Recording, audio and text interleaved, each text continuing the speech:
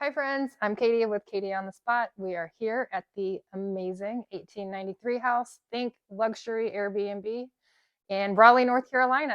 Should be opening spring of 2025.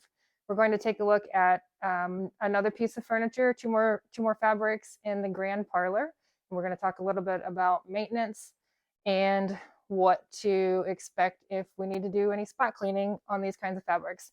So first we have a viscose velvet, and it is beautiful. It has a little cut pattern into it, and honestly, I think when you've got a viscose velvet or any kind of velvet, the cut pattern in it can help work to your advantage when things happen.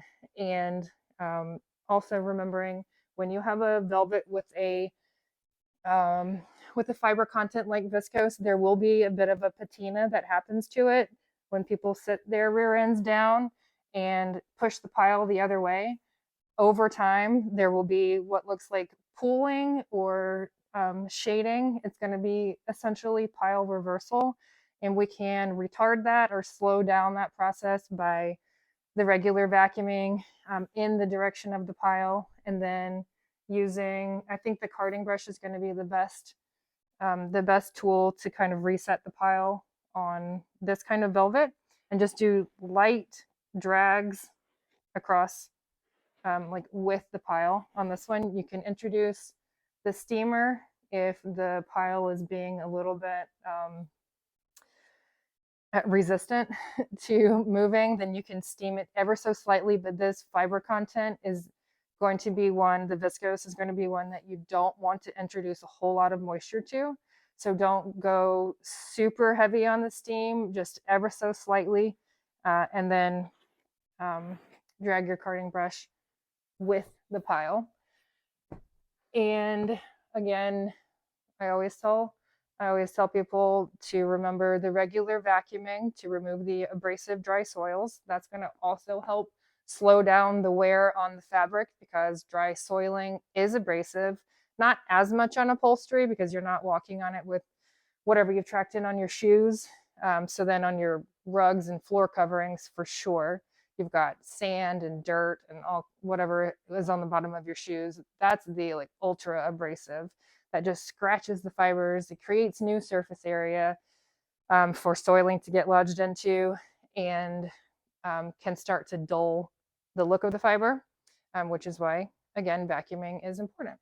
So the velvet regular vacuuming, I would do maybe a dry microfiber swipe on it to kind of maintain the direction of the pile, or use the carding brush if if you need to do a little bit of steam on that. If there's a spot or a spill that you've noticed on these chairs, or a viscose velvet kind of fabric, I would probably go straight to the powder, because I don't want to introduce moisture to that unless I need to. So I would use this absorbent compound, and we just shake it up to combine it, and then spray it on an area and let it dry, and then vacuum that up. And the normal upholstery head for the vacuum cleaner should be just fine on this. So this beautiful channel tufted conversational sofa is actually Designer's Guild fabric. It was made in Italy. It's a cravat piece, and I love cravat. I think they've got like an absolutely incredible warranty. Like, they really stand behind their pieces, and it's awesome. So it's, let's get this right, 64% linen and 36% cotton. And then the design is printed on the fabric. So it's not pure linen and cotton that we're dealing with. There is a design that's printed over that, but something to keep in mind is linen and cotton are both cellulosic, just like the viscose is cellulosic.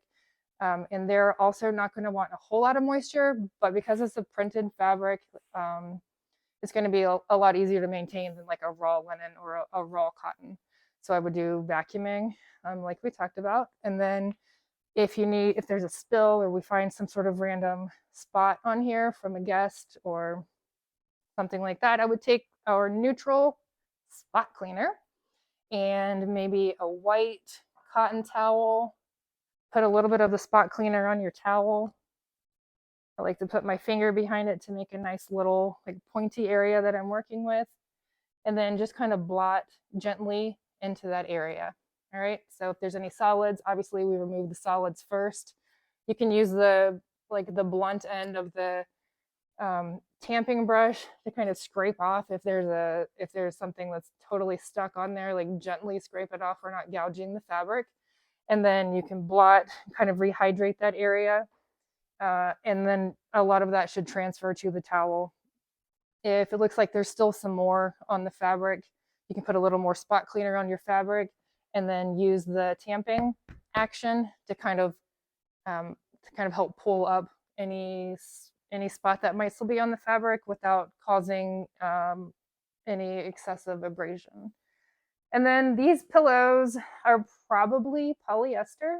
They're probably going to be pretty easy to maintain. The biggest concern with them would be if one spot gets too wet, it might just clump up the pile a little bit. And that will be easily remedied with either the carding brush or maybe slightly with the tamping brush and just kind of go to one side and then with the pile on the other side. But I think those should be pretty easy to maintain. You could come in every now and then with your damp microfiber and then just do a gentle swipe with the pile over the whole pillow and that's going to help pick up like body oils and little crumbles of things as they happen. It just helps prevent an accumulation of body oils. People like to snuggle pillows and like hide their tummies with pillows. I just called out a lot of women for that. I'm sorry. But so sometimes pillows do get the bulk of like body oil snuggle soiling. So then using the microfiber that can help remove that accumulation and prevent it from getting really bad really fast. I think that's all we really need to talk about in here, and join us in the next room.